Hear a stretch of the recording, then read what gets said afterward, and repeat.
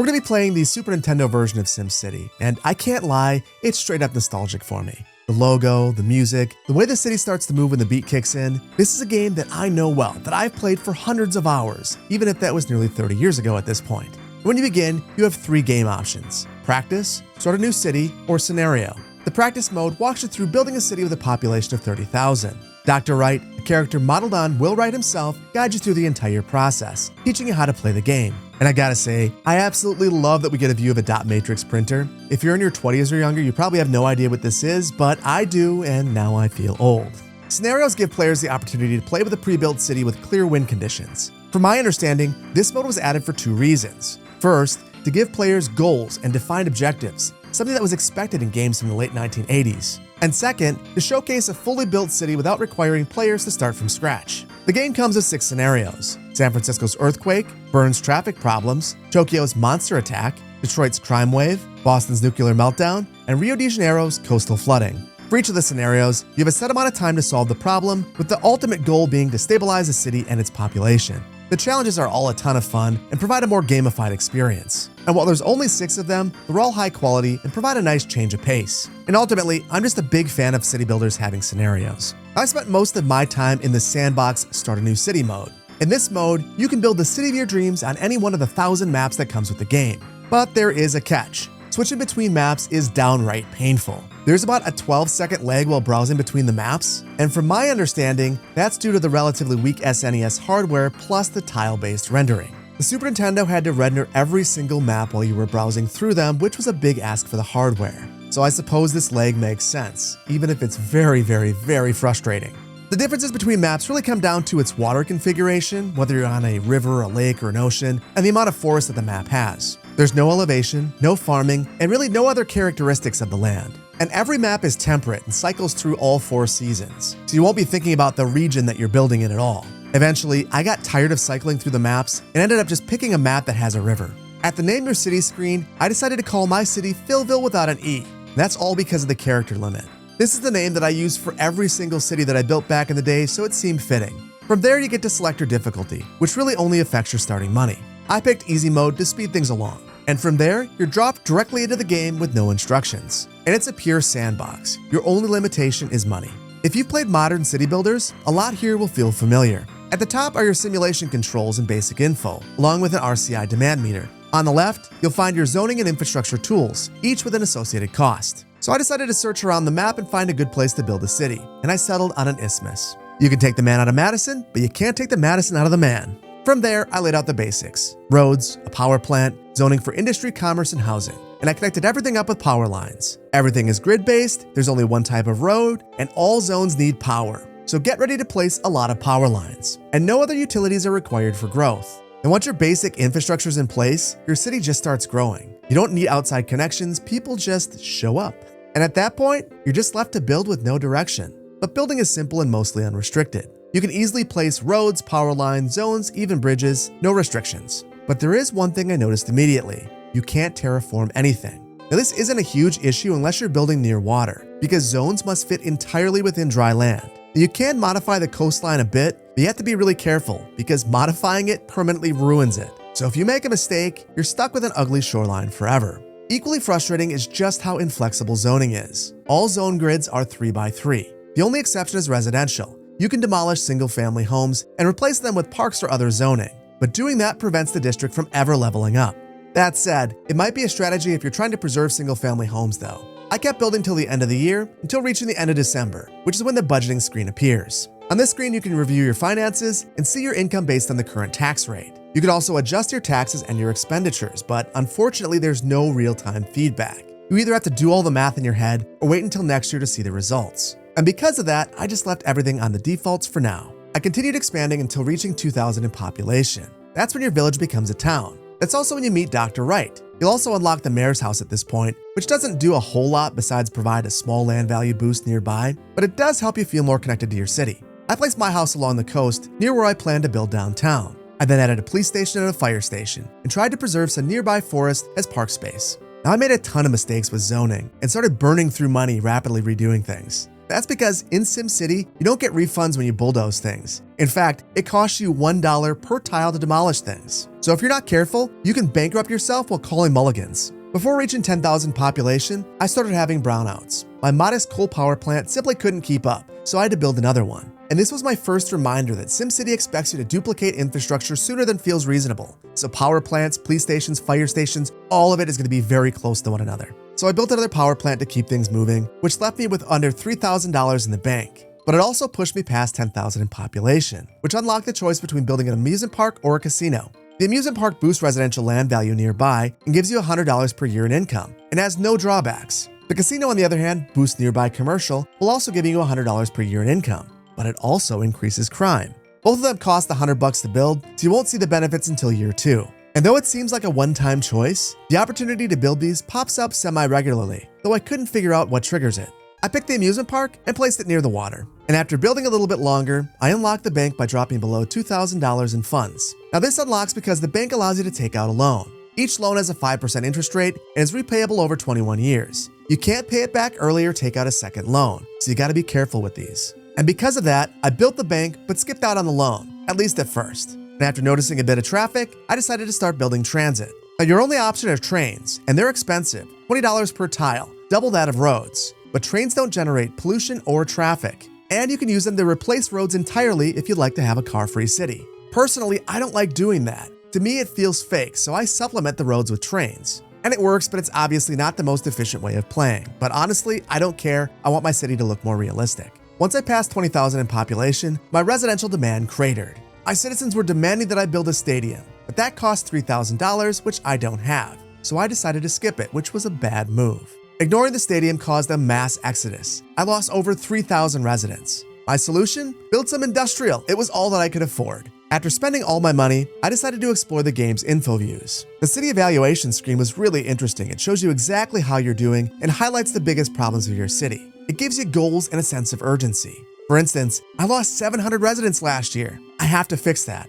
Next, I took a look at the overview screen, which shows you exactly what you've built. And that reminded me, in SimCity, you don't place schools or hospitals. They appear automatically when conditions are right in residential zones. Next, I checked in with Dr. Wright. He suggested ways of lowering housing costs for residents. Moments later, he returned offering another amusement park or casino. This time, I took the casino, but I had no money to build it, so I finally took out that loan. Now, I placed the casino near some commercial and industrial zones, which in hindsight was not a great move. And that's because the casino only benefits commercial and it boosts crime. And industrial already has a ton of crime. It also probably wasn't the best idea to build residential right next to it, but I did it anyway. Oh well, you live and you learn. On the bright side, one of those residential buildings turned into my first hospital, so that's a win. Another win was that with the loan, I could finally build that stadium. I decided to redevelop a portion of downtown and placed it, which restored my residential demand to neutral. I was then offered the opportunity to build a zoo, and I placed it near the stadium. Now in the real world, this wouldn't be a terrible location, but in the game, it wasn't a good one. And that's because the stadium consistently generates traffic, just like the zoo. And because of that, this area will have traffic problems from here on out. But I moved on. I continued expanding. I built across the river. I added an industrial site near downtown and another casino right in the city center. I extended transit and discovered the magnifying glass, which provides information about zoning. It's important to remember that in SimCity, there's no density selection. Density and wealth evolve dynamically based on surroundings, land values, pollution, and traffic. And they can both increase and decrease over time, which I think is great. It makes your city feel so alive. This was the first time I noticed my 2 top-tier buildings as well, which was super satisfying to see. These appear when 2 buildings of the same zoning category reach the max level and combine into one big structure. Next, I decided to zone residential in lower land value areas to have more housing diversity. I also went through all of my city services to make sure that coverage was adequate across the entire city. And wherever it wasn't, I added more services. Then more brownouts. But this time, I couldn't build another power plant. I couldn't take out a loan, and I didn't have enough money. And unfortunately, in SimCity, new money only arrives at the end of the year, so it was time to wait.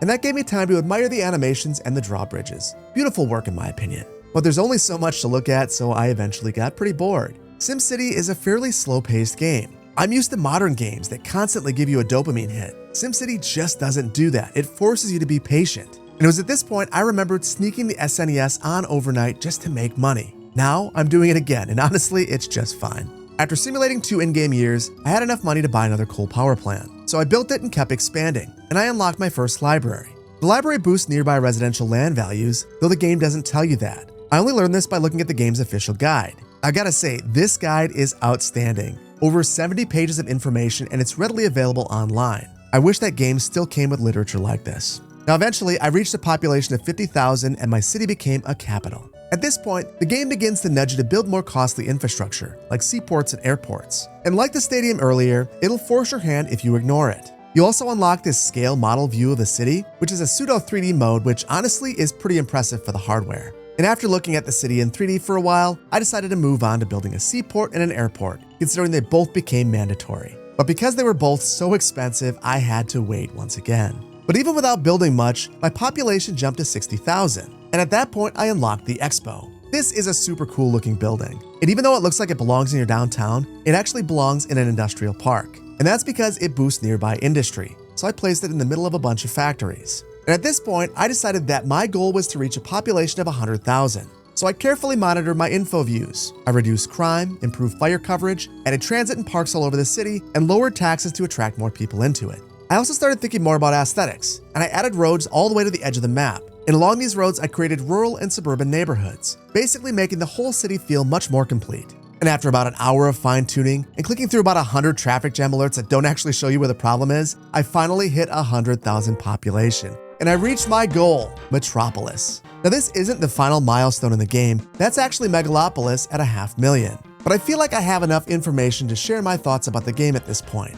But there's one more thing to discuss: disasters. The game has 6 of them, and you can trigger them whenever you want. Earthquakes, tornadoes, flooding, fires, plane crashes, and even a Bowser attack. They'll all wreak havoc on your city and give you a fresh challenge if that's what you're looking for. Or they're just a fun way to send your city off. And I personally appreciate that Bowser's in the game. It's just a nice Nintendo touch. And with that, we've taken a look at everything that the game has to offer, so let's move on to scoring.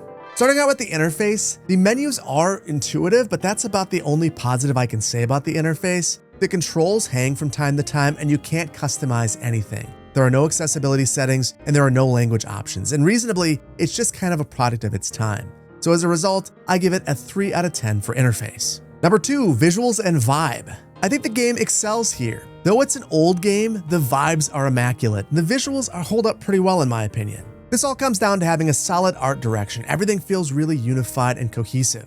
I love the animations and the little details. There's just a lot of care and love that went into this game. However, out of all the SimCities, this probably has the most forgettable soundtrack.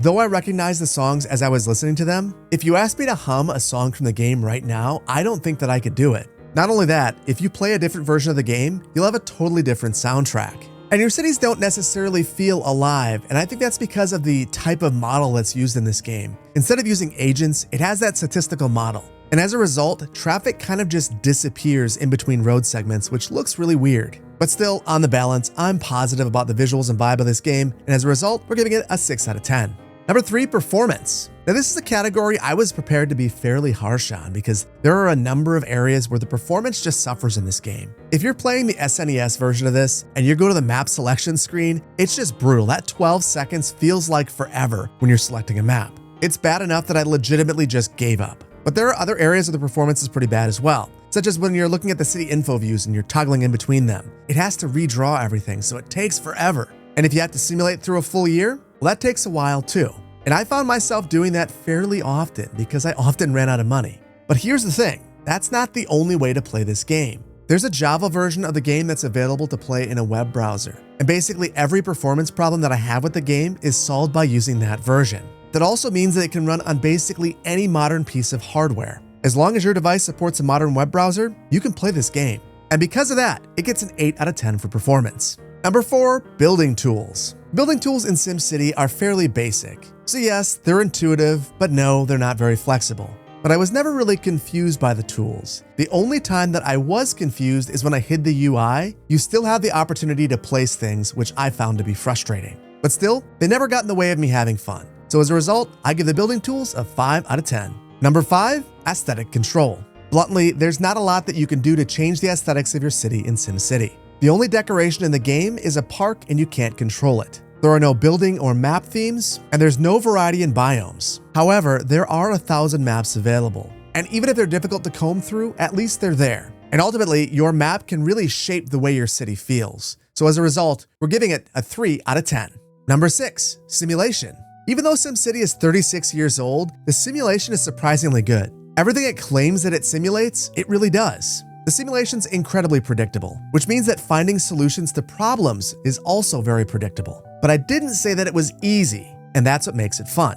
One of the strong suits of this game are the info views, which are outstanding. It makes it easy to troubleshoot problems in your city, and they're just fun to poke around in. However, I don't love that people just magically appear in your city, and that there's no regional mechanic to speak of. But still, for a 36-year-old simulation, this is incredibly strong, and as a result, it gets a 7 out of 10. Number 7, progression. I've got something to admit to you. The city you watched me build in this video, it's not the first city that I built in the game. I don't mean generally, I mean that I started with another city, but I played it until I fell asleep.